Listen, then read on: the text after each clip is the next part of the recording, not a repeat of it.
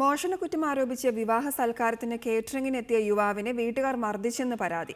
കൊല്ലം ഏഴുകോൺ സ്വദേശി സുരേഷിനെയാണ് 50,000 രൂപ മോഷ്ടിച്ചെന്നാരോപിച്ച് വരന്റെ ബന്ധു കൂടിയായ പോലീസുകാരൻ ഉൾപ്പെടെയുള്ളവർ മർദ്ദിച്ചത്. ഏഴുകോൺ സ്വദേശിയായ അരുൺകുമാറിന്റെ വിവാഹ സൽക്കാരത്തിന് കേറ്ററിംഗിനെത്തിയ സുരേഷ് വീട്ടിൽ കയറി പണം മോഷ്ടിച്ചെന്നാരോപിച്ചായിരുന്നു മർദ്ദനം. വീട്ടിൽ നിന്ന് സുരേഷ് 50,000 രൂപ മോഷ്ടിച്ചെന്നാരോപിച്ച് ഏഴുകോൺ പോലീസിൽ അരുൺകുമാർ പരാതി നൽകി. അതിനുശേഷം വരന്റെ സഹോദരനും വർക്കല പോലീസ് സ്റ്റേഷനിലെ പോലീസുകാരനുമായ അനിൽകുമാറും സുഹൃത്തും ചേർന്ന് സുരേഷിനെ വീട്ടിൽ നിന്ന് വിളിച്ചിറക്കി മർദ്ദിക്കുകയായിരുന്നു. സമീപത്തുള്ള വർക്ക്ഷോപ്പിൽ കൊണ്ടുപോയായിരുന്നു മർദ്ദനം.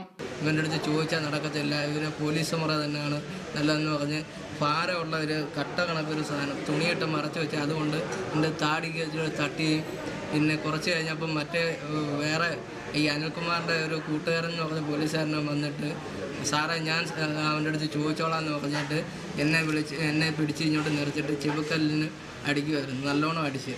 മർദ്ദിച്ച് അവശനാക്കിയ ശേഷം ഏഴുകോൺ പോലീസ് സ്റ്റേഷന് സമീപം സുരേഷിനെ ഉപേക്ഷിച്ചു. സുഹൃത്തുക്കളെത്തിയാണ് സുരേഷിനെ കൊട്ടാരക്കര താലൂക്ക് ആശുപത്രിയിൽ പ്രവേശിപ്പിച്ചത്. അതിനിടെ കഴിഞ്ഞ ദിവസം പണം തിരികെ ലഭിച്ചെന്ന് കാട്ടി സുരേഷിനെതിരെ ഏഴുകോൺ പോലീസിൽ നൽകിയ പരാതി പിൻവലിക്കുകയും ചെയ്തു. മർദ്ദിച്ച പോലീസുകാരനും സുഹൃത്തിനുമെതിരെ കേസെടുത്തെങ്കിലും ആരെയും അറസ്റ്റ് ചെയ്യാതെ ഏഴുകോൺ പോലീസ് സംഭവം ഒതുക്കി തീർക്കാൻ ശ്രമിക്കുകയാണെന്നും ആരോപണമുണ്ട്. റിപ്പോർട്ടർ, കൊല്ലം.